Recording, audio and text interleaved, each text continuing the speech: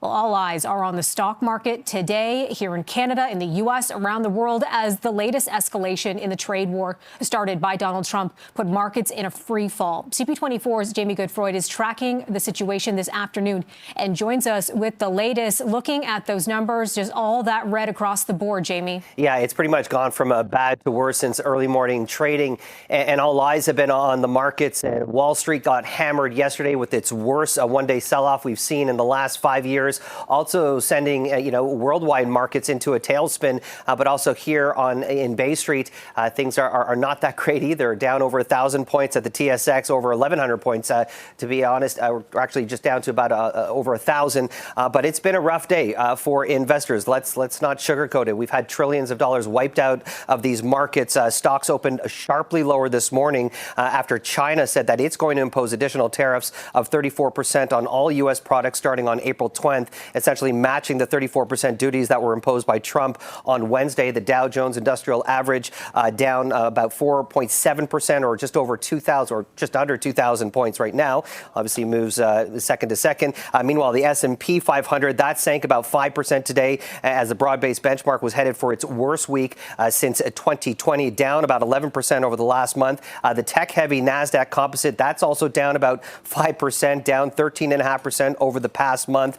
So things are looking very bleak. Economists are also warning that with these tariffs, that the risk of a U.S. recession is starting to rise. However, there was some positive economic data out of the U.S. today that's been overshadowed by these tumbling markets, adding 228,000 jobs in March. That beat estimates, though unemployment rate ticked up to about 4.2%. And here in Canada, Stats Canada also reporting on a loss of 33,000 jobs. It's the biggest job loss we've seen since January of 2022, and the agency says that unemployment rate for March is up to 6.7%.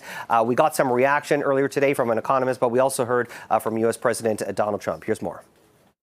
I think it's going very well. It was an operation, like when a patient gets operated on, and it's a big thing. I said this would exactly be the way it is. We have $6 or $7 trillion coming into our country, and we've never seen anything like it. The markets are going to boom, the stock is going to boom, the country is going to boom, and the rest of the world wants to see, is there any way they can make a deal?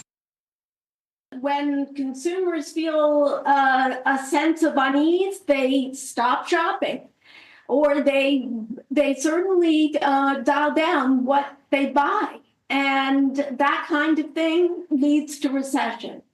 There's no question about it. We're headed for a recession, unfortunately.